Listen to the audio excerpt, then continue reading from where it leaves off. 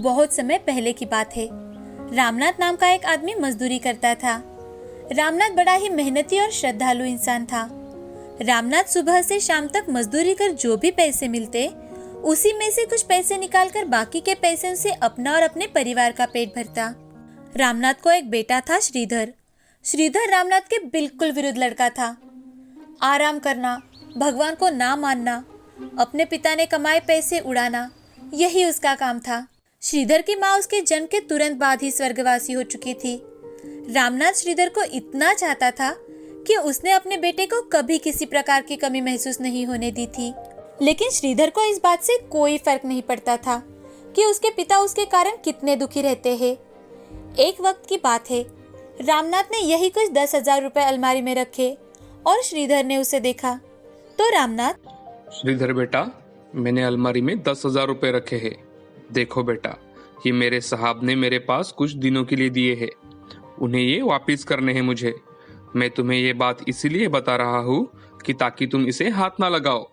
अरे बिल्कुल नहीं पिताजी, ये भी कोई बात हुई? मैं तो आपको पूछे बिना अलमारी को हाथ भी नहीं लगाता और आप है कि यूं ही चिंता करते रहते हो। अब रामनाथ खाना बनाने चला जाता है। खाना बनाते बनाते रामनाथ की नजर श्रीधर पर ही थी, क्योंकि उसे डर था। वो मन ही मन, अगर श्रीधर ने पैसे चुराए तो मैं क्या करूँगा? सोचते सोचते उसका अंधा प्यार बीच में आ गया और वो अपने आप से, अरे अरे अरे, मैं ये क्या सोच रहा हूँ? मेरा बेटा अपने ही घर में आखिर चोरी क्यों करेगा? नहीं नहीं नहीं, अगर मैं ऐसा सोचूंगा तो अच्छा नहीं होगा। मैं अपनी रमा को दिया वचन भूल गया, ऐसा होगा? रामनाथ भोलेपन में अपने बेटे की बुराइयां छुपाने की कोशिश कर रहा था कि तभी श्रीधर ने तिजोरी से 5,000 रुपए निकाले और बाहर चला गया। यह रामनाथ उसे खाना खाने के लिए बुलाने आता है तो, अरे ये श्रीधर कहाँ चला गया बिना बताए? और ये तिजोरी ये खुली कैसे? रामनाथ तिजोरी से पैसे निकालकर झट से गिनने लगता है तो देखता है कि उसमें 5,000 रुपए कम है।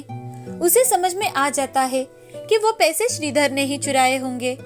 अब शाम हो चुकी थी, श्रीधर घर नहीं लौटा था तो रामनाथ बड़े ही चिंता में था कि तभी श्रीधर घर लौट आता है। उसके आते ही रामनाथ, श्रीधर, मैंने तुम पर भरोसा किया और तुमने? अरे पिताजी, आप इतना टेंशन क्यों लेते हो? आप इतनी मेहनत करते हो किसके लिए? मेरे लिए ही ना। तो क्या हुआ, मैंने अपने घर से पैसे लिए तो इसे चोरी थोड़ी कहते हैं। रामनाथ गुस्से से आग बबूला हो जाता है और गुस्से में आकर श्रीधर से, निकल जाओ मेरे घर से। तुमने मेरी नाक में दम करके रखा है, अभी के अभी निकल जाओ तुम। हाँ हाँ हाँ, चला जाऊंगा। आपके ही पैसों पर जीता हूँ लगता है आपको। दुनिया बहुत बड़ी है, मैं चला जाऊंगा, कहीं पर भी रह लूंगा। हाँ हाँ, चले जाओ। जब तुम बाहर जाओगे तभी तुम्हें घर की अहमियत पता चलेगी। श्रीधर वहां से चला जाता है और नदी के किनारे बैठकर सोच ही रहा था कि तभी सोचते सोचते वो सो जाता है। सुबह होते ही रामनाथ का गुस्सा ठंडा हो जाता है और वो, पता नहीं ये श्रीधर अब कहाँ रह गया, अभी तक घर नहीं लौटा। उसके लिए खाने की थाली निकाल कर रख देता हूँ, गुस्सा ठंडा हो जाएगा तो घर आ जाएगा। अब मुझे भी चलना चाहिए काम पर, नहीं तो साहब वहाँ डांट लगाएंगे। श्रीधर उठता है और यहाँ वहाँ देखने लगता है तो उसे वहाँ पर बाम्बूस के कई सारे पेड़ दिखाई देते हैं। उसने कई लोगों से सुना था कि इन बाम्बुओं से बहुत ही बढ़िया बाम्बू बोट हाउस बनाया जा सकता है। तो वो मन ही मन, चलो अब अच्छा मौका हाथ आया है, अब घर तो वापस नहीं जाना। अब मैं इस बाम्बूस की मदद से बाम्बू बोट हाउस बनाता हूँ। अब श्रीधर बड़ी मेहनत कर बाम्बू बोट हाउस बनाता है और उसे बना देख, अरे वाह, ये तो बहुत बढ़िया बनी है। अब मैं इसके जरिए शहर चला जाऊंगा ताकि मेरे बाप को कई सारे पैसे ला कर दूं। मुझे चोर बुलाते हैं। अब वो पास के ही पेड़ से कुछ फल निकालकर बाम्बू बोट हाउस को नदी की ओर ढकेल देता है और उस पर बैठकर नदी की सफर शुरू कर देता है। वो हवा की सहायता से चलता ही जा रहा था कि तभी गांव का एक आदमी सुरेश श्रीधर को देख लेता है और भागते हुए रामनाथ की ओर जाता है और उससे, अरे रामनाथ, रामनाथ, देखा तेरा बेटा एक बहुत ही सुंदर बाम्बू बोट हाउस में बैठकर कहीं जा रहा है। सुरेश की बात सुनते ही रामनाथ भागते हुए नदी की ओर चला जाता है। लेकिन जब तक रामनाथ नदी पर पहुंचता है तो उससे पहले ही श्रीधर बहुत दूर तक चला गया था। वो श्रीधर को, श्रीधर, श्रीधर, बेटा वापस आ जाओ। अपने पिता को छोड़कर कहाँ जा रहे हो बेटा? वापस आ जाओ बेटा। रामनाथ बहुत जोर जोर से आवाज दे रहा था, लेकिन रामनाथ की आवाज श्रीधर तक पहुंच ही नहीं पा रही थी। तो रामनाथ वहीं बैठकर रोने लगता है और भगवान से, हे भगवान, आज तक अगर मैंने सच में आपकी मन से पूजा की हो, आपको मन से माना हो, तो कृपा करो मुझ पर। मेरे बेटे को मुझे लौटा दो। हे मैया, तेरा पानी हाथ में लेकर हर रोज तुझे पूछता हूँ, मेरे बेटे की रक्षा करना माँ। रामनाथ वही नदी किनारे बैठ जाता है। यहाँ श्रीधर ने अपने बैम्बू हाउस में कुछ फल रख लिए थे ताकि जब भी उसे जरूरत हो वो उन्हें खा सके। लेकिन इस बात को 5 दिन बीत चुके थे। उसके सारे फल खत्म हो चुके थे। अब उसे मछली पकड़कर खानी हो तो वो आग भी नहीं जला पा रहा था। उसे दूर दूर तक ना ही शहर, ना ही कोई किनारा और ना ही कोई गांव नजर आ रहा था। इतना ही नहीं, अब अचानक से आसमान में काले बादल छाने लगे और जोर जोर से कड़कड़ाहट सुनाई देने लगी। तो उसे अपने पिता की बहुत याद आने लगी। वो बहुत डर रहा था और वो मन ही मन, पिताजी, पिताजी, मुझे माफ कर दीजिए। मुझे डर लग रहा है। अब मैं क्या करूं? कहाँ जाऊं पिताजी? पिताजी मेरा कितना ख्याल रखते थे और मैं उनकी एक बात नहीं सुनता था। अब तो काले बादल छा रहे हैं। जैसे ही बारिश शुरू होगी, पता नहीं मैं कहाँ पहुँच जाऊंगा। श्रीधर मन ही मन बहुत घबरा रहा था कि अचानक से जोरों से बारिश शुरू हो जाती है और श्रीधर अपने बैम्बू बोट हाउस के अंदर चला जाता है। लेकिन बारिश के कारण नदी में बहुत भारी बाढ़ आ जाती है और श्रीधर अपनी बोट हाउस से नीचे नदी में गिर जाता है। बचाओ, बचाओ, कोई है, मुझे बचाओ। श्रीधर चिल्ला रहा था, अपने आप को बचाने के लिए नदी में तैरने की कोशिश कर रहा था कि तभी वहाँ पर एक देवी प्रकट हो जाती है। उसे देख श्रीधर, बचाओ, बचाओ, मुझे बचाओ, मैं आपका आभारी रहूंगा, बचाओ। कि तभी देवी, श्रीधर, श्रीधर, देवी के ऐसे कहते ही श्रीधर और ज्यादा डर जाता है। यहाँ दूर दूर तक तो कुछ भी नहीं था, और तो और ये मेरा नाम कैसे जानती है? डरो मत बेटा, मैं तुम्हें, तुम्हारे पिताजी और गांव के सभी लोगों को जानती हूँ। जो भी मेरी पूजा करता है, मैं सदैव उसकी रक्षा करती हूँ। तुमने मुझे कभी नहीं माना, लेकिन तुम्हारे पिताजी, वो हर रोज़ मेरी पूजा करते हैं, तो मैं उन पर प्रसन्न हूँ। मैं उन्हें उदास नहीं देख सकती। हे देवी मैया, मैं आपकी लीला समझ चुका हूँ, मुझे माफ कर दीजिए। आज के बाद मैं कभी अपने पिता को परेशान नहीं करूँगा और वो जो कहेंगे वही करूँगा। लेकिन मुझे जल्द से जल्द उनके पास भेज दो माँ। अब देवी अपना आशीर्वाद के रूप में हाथ उठाते हुए बैम्बू बोट हाउस को श्रीधर की ओर खींच लाती है और तुरंत ही श्रीधर को अपने साथ लेकर अपने गांव पहुंचा देती है। रामनाथ बेचारा वही नदी के किनारे बैठकर अपने बेटे की राह देख रहा था।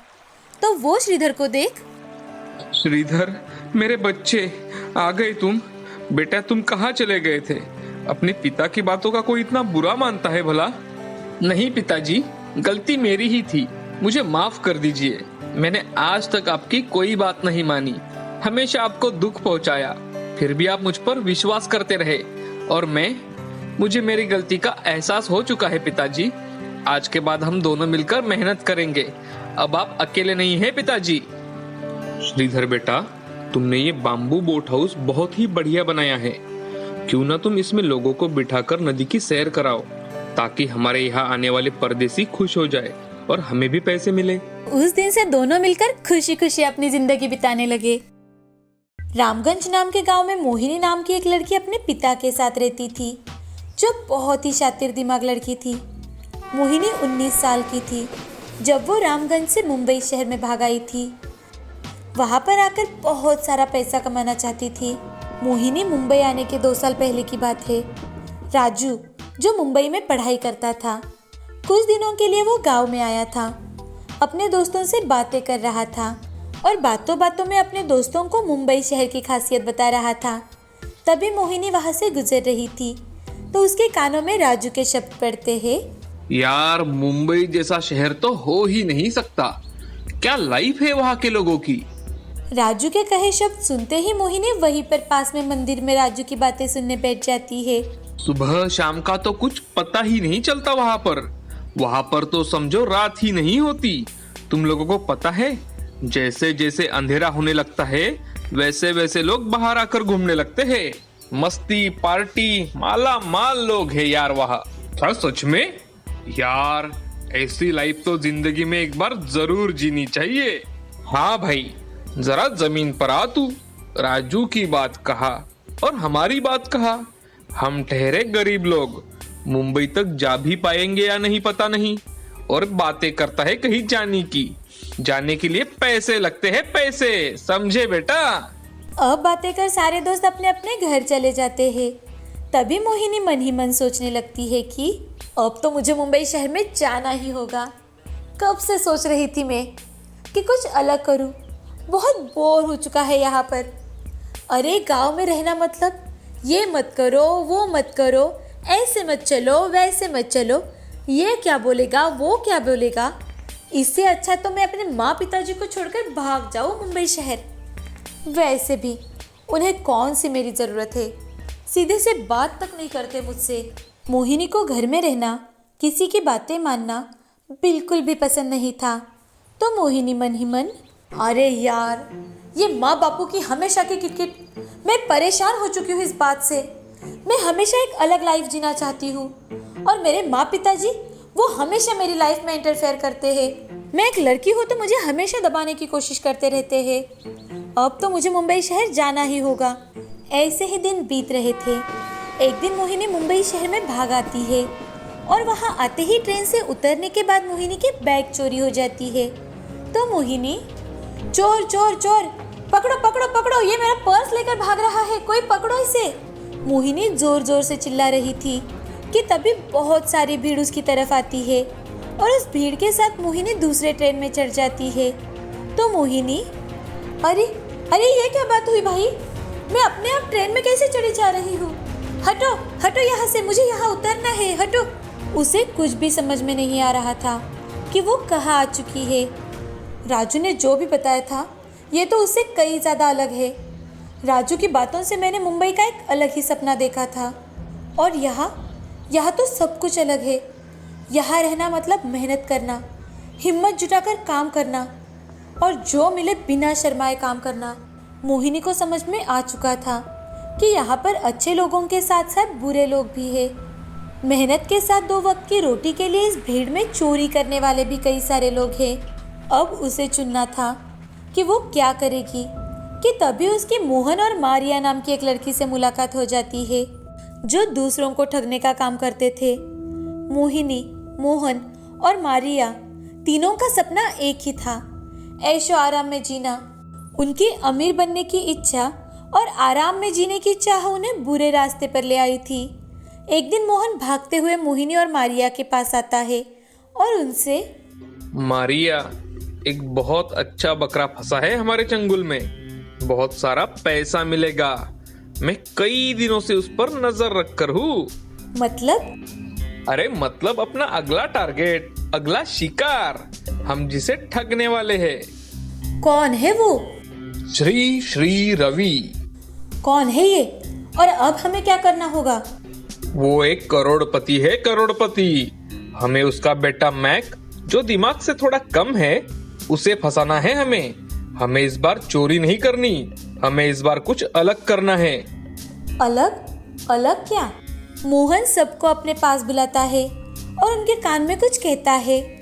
अब उस दिन के बाद मोहन और मारिया मोहिनी के माता पिता बनकर बड़े प्यार से रहने लगे।